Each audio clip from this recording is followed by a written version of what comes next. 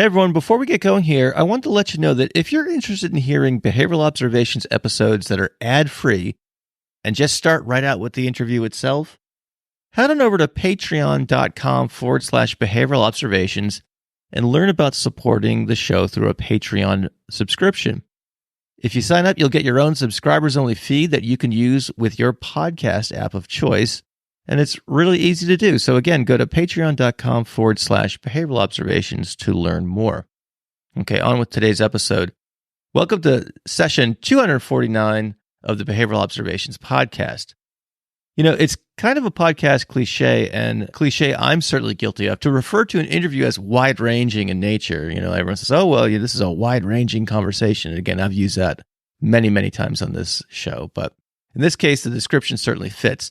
I had the pleasure of chatting with Dr. Hank Schlinger, who, amongst other pursuits, teaches in the Department of Psychology at Cal State Los Angeles. During this conversation, we talked about the state of ABA when he entered the field, his behavioral interpretations of psychological concepts like intelligence, consciousness, object permanence, and others. We talked about books he's written on parenting and developmental psychology. We talked about Skinner's classic 1945 paper on psychological terms. We spent a little bit of time talking about skepticism and why it's easy to be skeptical about some things and harder about others. And as the title of this podcast suggests, we talked about fostering critical thinking skills. We also chatted a little bit about what he and his colleague, Dr. Ed Blakely, will be presenting on at the 2024 Verbal Behavior Conference. As always, this show will conclude with some advice for the newly minted. Lastly, we actually managed to fit in a little segment about music. If you didn't know this already, Hank is an accomplished musician, and we spent a few minutes talking about how being a behavior analyst influences his approach to songwriting.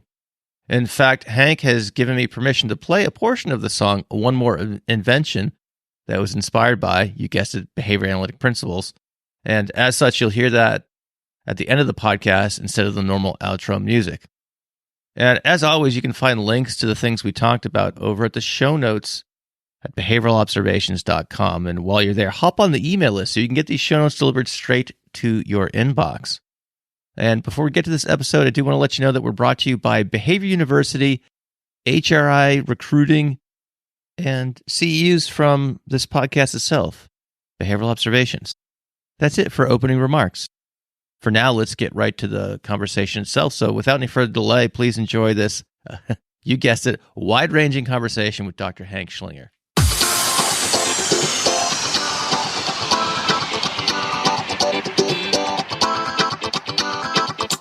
Welcome to the Behavioral Observations Podcast, stimulating talk for today's behavior analysts. Now, here's your host, Matt Sikoria. Dr. Hank Schlinger, thanks for joining me on the Behavioral Observations Podcast. How you doing? I'm great. How are you today, Matt? I'm doing really, really well, and grateful for your time this afternoon, or I guess morning where you are. So, and as we remarked, or I remarked before we hit the record button here, I see an array of musical instruments behind you, and so that always it begs lots of questions that maybe we'll get to, time permitting, towards the end of the conversation. But before we get to that, though, I want to hear a little bit about how you got into behavior analysis. And I think it would be interesting, too, to learn a little bit, and for the audience to learn a little bit about what the field was like at the time as well. Obviously, behavior analysis exists as a different, in another form than it did a few decades ago. And so I always like to capitalize on opportunities to both compare and contrast, what things are like today versus what opportunities were available, to people of, I guess, who are seasoned in this field. So, so how'd you discover ABA, and what made you want to pursue it? You're dancing around the age issue here. Yeah, it's seasoned in the several decades and all that stuff. But that's right. It is what it is. Well, I'm trying to think about how I could do this in a short manner. I was living in Denton, Texas at the time, and I was sort of, struggling through undergraduate, courses and playing music. And I lived in a duplex, and the other side of the duplex came open, and this attractive blonde girl moved in. We called them girls back then. And I said, well, why are you here? And she said, well, she moved up from Dallas, which is about 40 minutes away. So I moved up to take a class with the professor named Don Whaley. And I said, oh, okay, well, whatever. She goes, well, you should take the class too, because it's going to be a great class. And this was a summer class. And so, she was an attractive blonde woman. So I said, okay, I'll take it, if you're going to take it. And then I discovered it was 7:30 in the morning, 5 days a week in the summer, which, for a musician was not a good time. I walked in the first day, and in walks this larger than life guy with, beard. This is probably 1971 and 72, I'm not sure. And, ponytail, beard. And, he very, very charismatic, very dramatic. And he said, in this class, you have a choice. You can either write a 40-page paper, or you can work with an autistic child an hour a day. So that was a no-brainer for me. I had no idea what an autistic child was, but anything was better than writing a paper. And 2 days later, I found myself sitting in front of the most bizarre human being I'd ever seen in my life. I mean, I had no idea such kids existed. Back then, there was no autism spectrum diagnosis. It was all classic autism. These kids were all mute or echolalic, self-injurious, no self-care skills. And here I was an undergrad. I didn't even have a major at the time. And here I am sitting in front of this child. And that was a pretty powerful experience for me, not just being able to do that, but then being trained to do what was then called, behavior modification. Mm-hmm. People were calling it applied behavior analysis, but it was still called behavior modification. And seeing that, what I was doing was changing this kid's behavior. And that was pretty intoxicating. And there was also a social group around it. This was a center-based program. So there were no home-based programs then. There were no insurance companies involved. The parents paid $50 or $75 a month. Undergrads were trained by people at the Center for Behavioral Studies in Denton, Texas, at North Texas State University. It was called then. It's now called the University of North Texas. They were trained to work with these kids, and so they would get course credit for working. But there was a social group around that was a very intoxicating social group. People were friends. It was a building. They socialized together. It was exciting. And so part of it was the draw of being able to work with a kid. And part of it was the social reinforcement for, being involved there. And of course, I don't know if you know who Don Whaley was, but he published what I still consider to be maybe the best introductory book in applied behavior analysis with Dick Malott called Elementary Principles of Behavior. And so I met Dick Malott. He would come down to Denton, and I heard about Jack Michael. And so that was my introduction to the field. And obviously I'm still in the field, so there's your arc. I see. I think it was the second edition of that or third edition of that book. That was my first book in behavior analysis as well. It was Malott, Whaley, and Malott. And I think I still have it somewhere. I have a first edition of it that is just it's in typewritten, like old school typewritten. It's got like an orange cover. When Tony Nevin retired from the University of New Hampshire, I was a senior there, and I had worked in this lab, and he had basically told a bunch of us just take all the stuff out of his office. So we got to empty his bookshelves, and that was one of them. So for some reason or another, I ended up with that. I still have an original version of the first book, and it's that book was responsible for a lot of people getting to the field. Yeah, if I recall correctly, there was like a story element. There were characters in it, and it kind of took you through these characters' lives. The main guy was like a university professor. There was another guy who was like an OBMer. I think that was a later edition. I think it's definitely not the first one. Yeah, the original one took research at the time in behavior modification, and each chapter went into some detail about a particular research study, and then used that study to explicate the principles that were involved, and then teach the student. And so it was interesting because these examples were amazing examples of things that people had done already by 1971.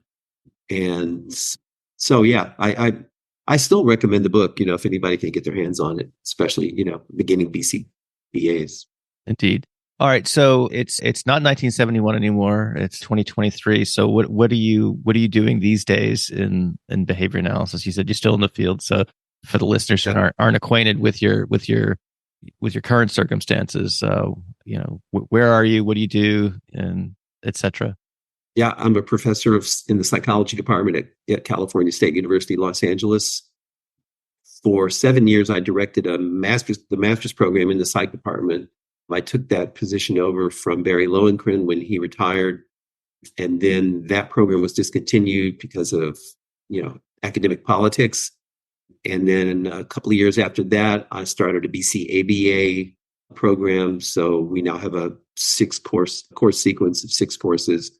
So, I don't teach graduate students anymore, but that's okay with me. I like teaching undergrads and getting them into the field and getting them interested.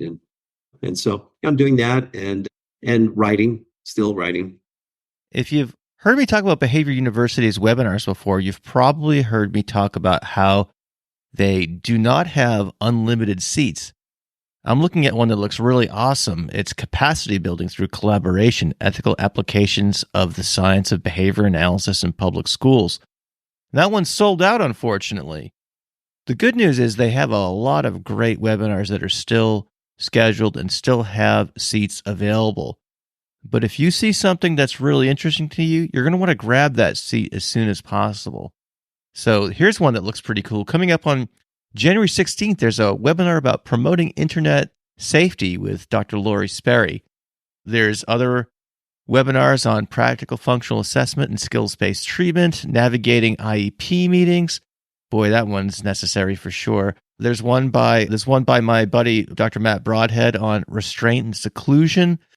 And I could go on and on. So no matter what you're interested in, they've got a webinar or an on-demand training for you. So head on over to behavioruniversity.com and check out what they have to offer. And when you go there, use the promo code OBSERVATIONS to save at checkout. All right, let's get back to this conversation with Hank. That's a great segue, Hank, because one of the things I wanted to get into is that, in doing some prep for this interview, I happened to notice that you kind of have this knack for taking on some like big topics in mainstream psychology. You've written articles and books about intelligence, developmental psychology, theory of mind, and things like that. We can get into whatever your thoughts are or critiques or what have you, but I'm also curious, and perhaps more so, about why you chose to take on some of these big topics that, there's legions of, research articles and other types of, pieces of literature that exist on these topics and other aspects of psychology. So what made you want to dig into these on your own? Yeah, I'm not sure I can answer that question. I mean, I can describe some of my history. My father was an attorney. My mother got a degree in philosophy. So I was raised in a family where critical thinking and logical kinds of reasoning was prevalent. And in my doctoral program, my advisor was Jack Michael, who taught critical thinking in behavior analysis, which is where I think much of this comes from. And then there was always my desire to kind of write or think out of the box or publish out of the box. I think I even wrote a little article about that in Behavior Analysis in Practice or something, and because I've all these areas, intelligence and development, theory of mind and auditory imagining and all those things, they beg for critical thinking, and there's almost none in those areas themselves. And so I guess that's the reason the reasons that I chose to do that. Some of those articles were written outside of behavior analysis, and a couple of them were written in behavior analytic journals. It's not easy to write critical essays and get them published outside of behavior analysis if you're criticizing the people who run those journals. Of course. So, but I have published in some journals outside of behavior analysis, and put it out there and see if anybody reads it and see what sticks. What was that process like in terms of if you submitted something critical to a journal that served the audience of the people you're criticizing, and if you were successful getting through the review process, can you talk a little bit about maybe some of the back and forth that might have gone on? Where are there some disciplines within psychology that are, perhaps more welcoming of that type of, kind of thoughtful, constructive feedback or what have you? Or, I'm just curious what that was like. Yeah, I don't know about that, but I mean, for example, I made a friend of a cognitive psychologist. I forget how I met him online somewhere, because I communicate. I write emails to people, all kinds of people. I don't do it as much as I used to. I mean, I once wrote Richard Leakey because I read a book of his, and he talked about, I forget what he talked about. Maybe he talked about something about behavior analysis or behaviorism or misrepresented it or something else. And I thought, well, I'll write Richard Leakey. I mean, the most famous archaeologist probably who's ever lived. And he wrote me back. And I've done that with several people like that. And I do that just to try to open up channels of communication, and mostly just to let them know that there are people like us out here, right? That there are scientific psychologists, behavior analysts. And so anyway, I befriended this guy who's a cognitive psychologist. And the reason is because he writes on inner speech, but he's a cognitive psychologist. And so I thought, well, that's kind of what we talk about. We talk about inner speech, covert verbal behavior. And so he published an article in a journal, and actually a fairly reputable journal in consciousness. And he suggested me as a reviewer. And so I reviewed it and, recommended acceptance. And then they gave me the opportunity to write a commentary. Well, I jumped at the opportunity because there was no other way I was going to get a critique of consciousness, studies in that journal. There was just no way they would publish anything that I would write. So this gave me an opportunity to get something in that journal about, a behavior analytic view of consciousness. I have two articles on theory of mind. One of them I was invited to submit to a non-behavior analytic journal. And, and really what I do is I don't critique or criticize those areas. I just mostly present a behavioral perspective. And because I don't want to offend people and make enemies. And especially if I'm going to be invited to submit something. So, and then some of them are in behavior analytic journals.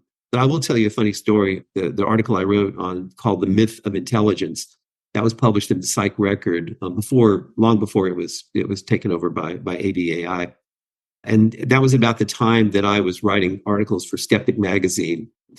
And I was over at Michael Shermer's house. He lives not far from me in the hills near Pasadena. And I was over at his house, and I had a copy of that article, and I sort of laid it on his table. And then he walked in and he looked at it and he saw the title and he said, "Boy, you really are a skeptic." And I'm like, "Well, Michael, aren't you you're the skeptic?" Right. He's the guy. He's the guy, but not as skeptical as I am. So you're more, okay. So I'm familiar with the Skeptical Inquirer or Skeptics magazine and Michael Shermer. The audience may not be. Can you just give like a quick thumbnail sketch of those two names? Yeah, well, Skeptic magazine has been around for many years. Michael Shermer, he's an interesting guy. He's written a bunch of books all about skepticism. But I guess what I would say is that what I find about people who are self-described skeptics is that their skepticism is selective. And a lot of times it's being skeptical of the easy things, like, UFOs and aliens and telepathy and things like that. Those are easy things to be skeptical about. Intelligence, theory of mind, consciousness, those are much more difficult things to be skeptical about. And so I think that's kind of what led to his comment. But he started Skeptic magazine. He also, many years ago, he put on a conference. Maybe, I'm sure he's put on more than one, but this one was at Caltech, and it was called something about brain and mind. I can't remember the name. And I wanted to be invited to it because I wanted to say something about consciousness, because that was one of the topics. And so I invited myself. I said, Michael, and I had written an article for Skeptic called consciousness is just a word, or consciousness is nothing but a word, I think. And so he said, yeah, that'd be great for you to give a talk. Well, there are a lot of famous psychologists there, neuroscientists. And so I got up and gave my talk, Consciousness is Nothing But a Word. And I gave a, fairly concise behavioral analysis of consciousness. And so, I mean, just to get back to your original question, I try to, at least, I don't do that as much anymore, but I try to take advantage of opportunities to get the word out about behavior analysis in front of any audience I can, whether it's published or in person. And so I think that's, and I'm still interested in doing that. At this point in my life, the interest doesn't translate as much into action as it used to. I see. Well, again, looking at the several instruments behind you, I can imagine there's some competing contingencies as well. But there are, and I have a 13-year-old too, so that's another serious competing contingency. Oh yeah, I definitely understand that for sure. Are you looking for a job, or are you about to graduate? Do you have a move coming up, or do you just want to know if the grass is greener on the other side of the fence? Well, then I suggest you go to HRIColorado.com and schedule a chat with Barbara Voss. Barbara has been a recruiter for over 30 years and has been recruiting in the ABA space specifically for the last decade or so.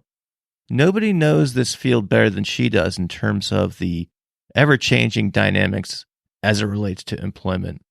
So again, go to HRIColorado.com and schedule your confidential chat with Barb right away. All right, let's get back to the interview. Yeah, so all right, so you've kind of generated these relationships by reaching out to people sometimes or perhaps oftentimes in an unsolicited manner through email or other channels like that. So that sounds like it's been a pretty successful model for developing outreach. I think sometimes I see sometimes people like on social media and things like that say, I'm looking for someone with a PDF to this article, and it always occurs to me to say, email the author. They'll be psyched to hear from you, and you'll probably have every single time I've needed an article and I couldn't get it through some other means, and I've emailed an article. It's almost a 100% hit rate, and the latency to the response is like, very, very close to Google Scholar. I mean, so anyway, yeah, that's good to know that's been a similar experience for you, and just in terms of the receptivity people have to letting them know that you've seen their work and you're interested in it, even though you might have a different perspective or a different interpretation. So, no, I've corresponded with a lot of famous people, and so sometimes just to ask for a PDF, sometimes to ask other questions, or sometimes to compliment them on something I read. And I would say that more than 90% of the time, they write back, and so it's, I think it's. I mean, I didn't start out with an intention to have that as a model for outreach, but it's been successful for me. Awesome. Well, I'm sure a lot of people, when you said you had this kind of behavior analytic point of view of consciousness, and we went on to talk about Skeptics magazine and other things, there's probably a lot of listeners who are like, we guys stop it with that and just tell them, I want to know what the behavior analytic view of consciousness is. I not to get down a rabbit hole, but could you summarize what the gist of that argument might be for those who might be interested and have patiently waited for us to finish story time? The gist of that argument, as well as the argument about intelligence and developmental psych, theory of mind, auditory imagining, I wrote something about that. The gist of all of those things is Skinner's 1945 article, an operational analysis of psychological terms. And to me, that is his seminal article. And that's hard to say because he wrote many. But in that article, which, by the way, he had already begun verbal behavior. So this is 1945. He started verbal behavior in 1934. So that's 11 years. And this was the first published, I think I'm safe in saying this, the first published outlet where Skinner really described what we were going to find in verbal behavior. And basically what he said was, if you want to know the meaning of a term, look at the variables that control or evoke the term. That words don't have any independent existence in and of themselves. They're just verbal responses. So when I look at a term like intelligence or consciousness, and this goes to the title of my article in Skeptic, consciousness is nothing but a word, right? It's not a thing. If you talk about consciousness as a thing, then you're engaging in the error of reification, right? You're taking an abstract concept and treating it as if it's a real thing. We do the same with mind and memories and all the emotions. We talk about those things as if they're things. And of course, that's one of your other questions I noticed was about critical thinking. And this is part of how I teach critical thinking. And I teach my students about reification. The other thing is, if you use these concepts like intelligence or consciousness as explanations for behavior, well, then they're what Skinner called explanatory fictions. I call them circular explanations. They don't really explain the behavior. They're just names for some behavior. So consciousness is nothing but a word. In that article, basically what I said is, if you want to know what someone means when they use the word consciousness, psychologists, for example, look at what they're observing that causes them to say the word. And so I went through a list of things. It wasn't an exhaustive list, but a list of things over observations that people might make that would cause them to say conscious. Like, for example, if you see someone who's asleep, you would say they're unconscious. Or someone who's knocked out in a fight, you would say they're unconscious. If they're awake, you would say they're conscious. If a chimpanzee can look in a mirror and notice a bit of, coloring that someone, some researcher put on his head and, react to it, then we would say the chimpanzee is conscious. I mean, we psychologists would say that. If a child if you ask a child, what are you doing? And the child can accurately tell you what she's doing, then we would say she's conscious. So those are all very different behaviors, but they all evoke the same verbal response, which is conscious. So that's kind of what I did in that article. I did it in the article on intelligence. I did it with theory of mind, and pretty much I did it in my developmental book. I just took all the areas in developmental psychology and applied that same kind of strategy. And as a BCBA, meeting your continuing needs can be challenging at times. That's what made selected episodes of the Behavioral Observation Podcast available for Type 2 continuing education credits. That's right. You can meet a portion of your professional development requirements on the go. Currently, we have CEs for topics including functional assessment, ethics, and supervision. Come learn from podcast favorites such as Greg Hanley, Pat Fryman, Mark Dixon, as well as many other amazing guests. For more information, head on over to behavioralobservations.com/get-CEs. Is there a particular concept within developmental psychology that you felt like you were able to strip down to a more parsimonious explanation? Yeah, I mean, here's an example. Piaget talks about something called object permanence. Okay. And, according to Piaget, this is a cognitive process or a cognitive structure that appears developmentally in time. So a child of a certain age, before that age, the expression out of sight, out of mind. So if you take an infant and you place a toy in front of them and they play with the toy, and then you put a screen between the toy and themselves, an infant below a certain age, approximately, will just look for something else. They just look around, right? But at a certain point, the infant will try to reach around the screen, or they'll try to look. And so according to Piaget, that child now has object permanence. Well, what does it mean to say a child has object permanence or a cognitive structure that enables them? My approach, and I think this is, the behavior analytic approach, is look at the behavior, the circumstances under which it occurs, and then try to explain it according to extant principles. And it turns out to be quite easy. For example, another part of object permanence is, I forget the name that they use right now, but if you have something like, I'm holding up a piece of paper, and then I have a pen here, and so you see the pen do this, and then the pen disappears, and then where does the child of a certain age look? Well, they look at the other side of the paper where the pen might emerge, right? Well, why do they do that? That's the behavior, right, that we want to explain. How can we explain that behavior? And the simple explanation is that in the real world, when you have things like paper or a sign or a car or whatever it might be, or a person, and something moves behind them, it usually emerges on the other side. And so if you happen to be looking at the other side when it emerges, the behavior of continuing to look is reinforced by seeing the thing emerge. Now, that's easy to test. That's something you could train in children who don't have it. And that seems like a much more parsimonious explanation to me than ascribing it. I mean, if you want to call it object permanence, that's fine. I mean, giving things names, I have no problem with. It's when those names become the explanations.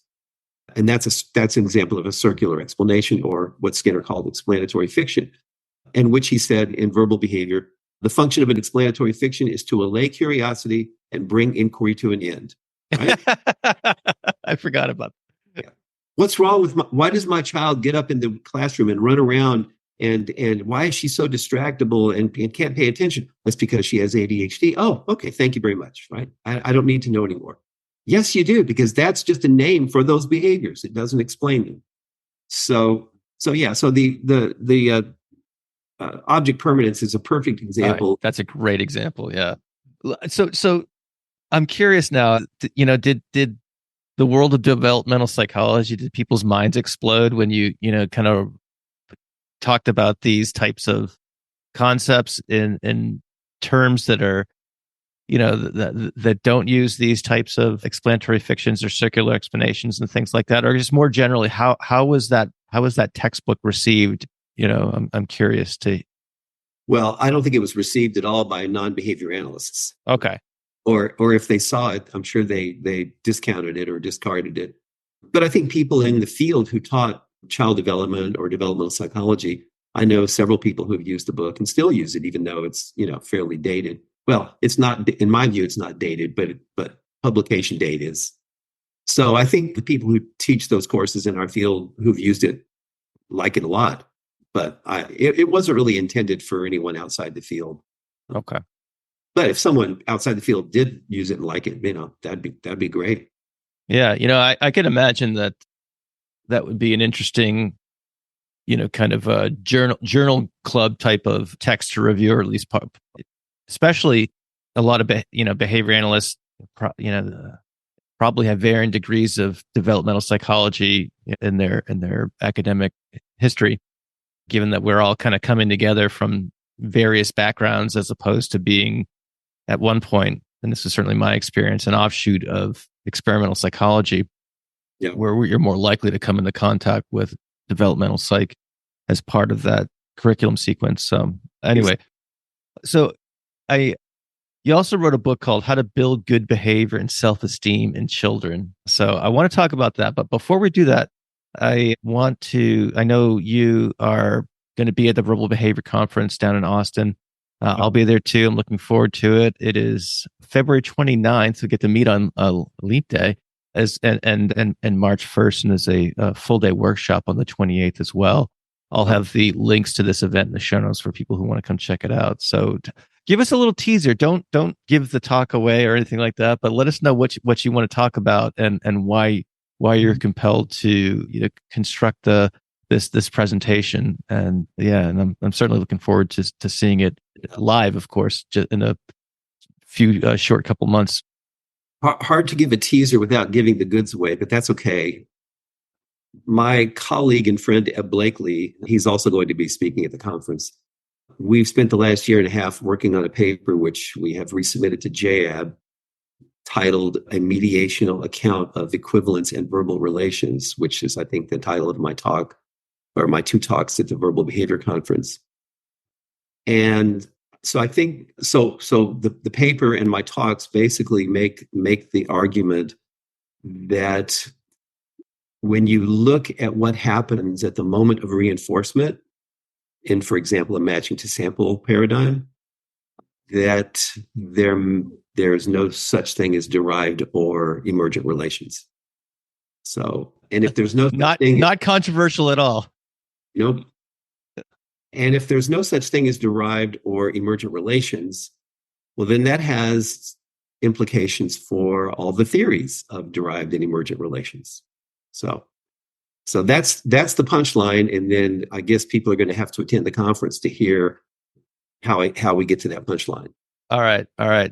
My interest is sufficiently piqued, and I look forward to the presentation. Again, folks, that's the Verbal Behavior Conference coming up on the February 29th and March 1st.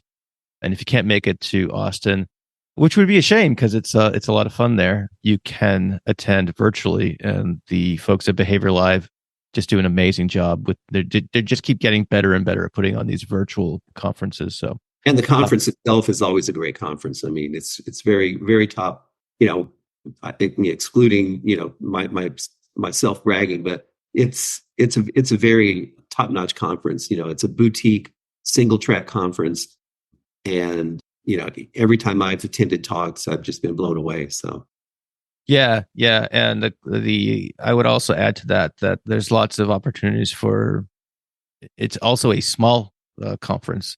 Mm-hmm. And as such, there's opportunities for folks to talk directly with presenters, and lots of people I saw the last couple of years have attended, just having, just having these kind of extemporaneous conversations with folks while getting coffee and stuff like that. It's really a special event. So anyway, all right, let's get back to building good behavior and self-esteem in children. So this audience, like the field, skews pretty young. So there's lots of parents that are, future parents that are, people expecting to be parents, people with young children, etc. So when I saw that you had penned this book, I was curious what the secret is to building good behavior and self-esteem in children. Mine are all teens, and one is of adult age. So I guess it's the ship in the Secoria household is well under sail. But for those with kids younger in their learning histories, what are some of the high points of? Well, I mean, you would say about this? I think you and I both know the main point, which is, don't just talk the talk, but walk the walk. If you're a behavior analyst, you're not just a behavior analyst when you go and work with someone else's kid, or it's in a business or an industry or training animals. You're a behavior analyst at home. And, what's your biggest responsibility as a parent? And that's raising an independent, productive, happy, well-balanced kid. And if you look around, you see a lot of kids with behavior problems. And, I hear people blaming the pandemic on the increase in behavioral issues. Well, that's not the problem. This wasn't the pandemic. There are more molecular issues. Maybe kids are at home and they spend more time with parents who reinforce inappropriate behavior or whatever. So basically, the book is designed to teach parents. And it's also being used in a couple of places for staff training, which wasn't my original intention, but after the fact, I realized that that's not a bad use of it. Basically, in teaching parents with a lot of examples, how you can build good behavior, how you can prevent bad behavior, and of course, how you can deal with inappropriate behavior if it should occur. And teach and build self-esteem at the same time, because self-esteem is kind of a catchword in pop psychology. everybody wants self-esteem. And so I do a kind of a behavior analysis of self-esteem. Like, what do we mean when we say that a kid has self-esteem? Well, we have to base saying that on observing their behavior, like what they do, how they talk about themselves. And so part of the book is teaching parents how to talk to kids, in addition to how to provide consequences and do that kind of stuff. So it was the first book that I wrote that I didn't publish with a publishing company, although I was offered a contract. I published it on Amazon myself for a variety of reasons. But one of the implications of that is I had to do my own self-promotion, right? Because a publisher would promote it for you. So I had to promote the book myself, which I've been doing at all the conferences. So like I've sold it at the VBC and other conferences, ABAI and ABAI Autism and CalOB and things like that. But it's available on Amazon.com as well. I see. And have you talked to people who have gotten the book and implemented the principles or the strategies or what have you? And what sort of feedback have you gotten on it? Well, I've gotten a lot of great feedback about the book. Having said that, I realize that for many people or most people, just reading a book doesn't necessarily translate into changing their behavior. It might, to a certain degree. It might be more likely to change the behavior of someone who's already inclined, that is someone who's already fairly well versed in behavior analysis. But I hope that I wrote the book in a way. I mean, I tried to write it in a sort of instructional format. So throughout each of the chapters, I have blanks so that as you read, you get to a blank and you fill in the blank. And then there are quizzes at the end of each chapter just to try to make it a little more engaging for the reader. And then I think a couple of chapters I have where I give instructions on how to carry out your own behavior change project. And then I have graphs on the website where if parents want to, log on and download a PDF of a graph and so they can graph their progress. But still, I did the best I could given that it's just a book rather than, Dick Malott used to say, if you really want to change somebody's behavior, you got to move in with them, And so there's some truth to that. It's like those Nanny 911 shows that were popular, about 10, 15 years ago. Yeah, for sure. I always enjoyed following the kind of linear way that the nanny, the 911 nanny would go through and set up figure out what's going on, set up the intervention, and then coach the family through it. So those nanny shows and the dog whisperer, those are people who do what they do intuitively, and so they're not bad, they're pretty good. But then you realize that if they understood the behavioral principles or understood them better, they could be even more effective at what they do. Yeah, I would agree with that for sure. All right, so I was wondering, I know I wanted to talk about the critical thinking thing, and it's come up a couple of times. Are there other aspects of teaching critical thinking or fostering critical thinking that you'd want to share that we haven't discussed already? Well, when I teach undergrads, I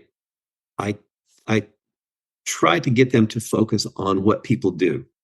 And then I try to teach them how to come up with a behavioral definition, which is very difficult, as I'm sure you know, even for newly minted behavior analysts. So if you ask, like, for example, if a parent comes to you and says, I'm having a problem with my kid, and you say, okay, what's the problem? Well, he's out of control. You say, okay, I understand that, right? And what exactly does he do? Well, he just doesn't do what I asked him to do. Okay, well, can you be a little more specific? Well, he has a mind of his own.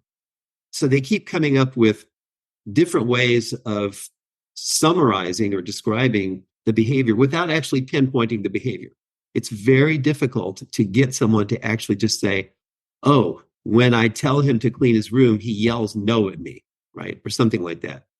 So that's one of the first things I do with my students. Is I teach them, look at what people do, and then figure out how you can define what they do in terms of actual observable, measurable events. And that turns out to be not so easy. It sounds easy for us because we've been doing it for a long time, but it's not so easy for people who aren't trained in doing that. And once they do that, then I talk to them about how do you explain the behavior. And then we go into nominal fallacy and reification and circular explanation. And I just want them to understand that all of the ways that we in the culture explain behavior, almost all of them are all faulty explanations. Sometimes they're good names for the behavior, but they are almost never explanations for the behavior. And then at that point, I can introduce what some more parsimonious explanations might be, like look at what happens in the environment. What happens when you ask your child to clean his room and he yells no at you? What do you do? In other words, what's the consequence? And so I tell them behavior is determined by its consequences. And I have memorized that 6-word phrase. And I tell them, if you understand that phrase thoroughly, you can understand why most people do what they do most of the time, and you can change behavior. So that's kind of a snapshot of what I do. I see. That's cool. So I guess it sounds like the first step is for people to kind of cut through the colloquialisms that we use, or these figures of speech that aren't particularly helpful and may actually be obfuscating the situation. So I can certainly appreciate that. It's like the ADHD example. People think that their kids run around the room and have trouble paying attention because of something called ADHD. But all ADHD is a name for those behaviors. AD, attention deficit, H, hyperactivity. Those are names for the observed behaviors. Whether your kid has anything that's another issue. But I tell my students, you don't diagnose ADHD based on brain scans or blood tests. It's all diagnosed on observed behavior in certain contexts. And so ADHD is a fine name for the behaviors, not an explanation. Yes, agreed. All right. I know we're coming up on some time boundaries here, and I want to be respectful of your morning, but I just have a couple questions left for you, Hank. Yeah, sure. So we've talked about the instruments behind you, and we talked a little bit again before we hit record about, playing guitar and other sorts of things. So you're an accomplished musician. Has behavior analysis impacted how you approach the instrument, or how you practice, or anything like that? Or is music just kind of like an outlet that is, kind of separate, and you don't kind of muddy up the artistic experience with the more analytic aspects of, perhaps of your outlook, or, and long story short, does one influence the other, or vice versa? Yes, but not in the way that you suggested. So, I mean, I was a musician long before I was a behavior analyst, and the two are fairly separate in my life. However, my behavior analytic philosophy on life has influenced my songwriting. So, for example, I have an album out, which is on Spotify, called One More Invention. And the name of the album comes from the title song called One More Invention. And in that song, I talk about three concepts that I call inventions. One of them is love. One of them is race, as in racism. And the other one is God. And basically the song describes how those are just words. And so anyway, and I have other songs that I've written that are influenced by my philosophy. The lyric part of the songs are influenced by the philosophy. Okay. All right. So like, taking a page from Neil Peart, I guess. And very good. All right. Last question for you, Hank. You've, I think, dispensed some already pretty solid advice for behavior analysts and a variety of areas along their practice timeline. But do you have any specific advice for the newly minted BCBA? Well, that's a tough one. I think my specific advice would be mostly for the programs that produce newly minted BCBAs. Okay. And there are tens of thousands of BCBAs walking around now. And I'm not sure that all or most of them have been trained in the way that I would train them if I were in charge of their program. For example, in our master's program that I directed, we had a course on the experimental analysis of behavior, where everyone read JAB articles. We had a course on radical behaviorism, where they read various articles by Skinner and others on radical behaviorism. We had a course on verbal behavior, where they actually read the book Verbal Behavior, the first 10 to 12 chapters. These were people who were already working with kids, working at agencies with kids with autism, who were going to get a master's degree in behavior analysis and then sit for the BCBA exam. That's the kind of training that I would recommend for BCBAs, in addition to applied behavior analysis, of course, and ethics and all that stuff. But I have a feeling that most programs nowadays, or many programs, don't incorporate the basic experimental, theoretical, philosophical parts.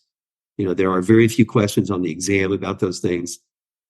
And I think that is a threat to our field. To go to another question that you had mentioned earlier, I think that's a threat to our field ultimately. And I don't blame the BCBAs for that. I blame their training. And I understand the contingencies responsible for that. A lot of it has to do with money. There's a lot of money available for BCBAs all over the country to go out in the field and work. And there's money for programs to attract students to teach them and produce BCBAs. But I've been worried for some time about the integrity of the field, and I think it's already shown that it's suffered in some ways, and it may not get better. But I hate to end on a pessimistic note. But all right, Hank. Well, thanks for joining us on Behavioral. No, I'm just kidding. Maybe my advice for the BCBAs would be, if you don't feel like you've got any of that in your training, try to seek it out at conferences like VBC. try to get some of your CEUs in some of those areas that are maybe a little different than the areas that you feel most attracted to, and yeah, I think that's definitely one way to counter that. All right, Hank. Well, I appreciate the time. I look forward to again seeing you present the BBC. So thanks for joining me. See you in February. Thanks, Matt. Appreciate it. Love is blind, that's what they say, but packaged in every conceivable way. Love is just one more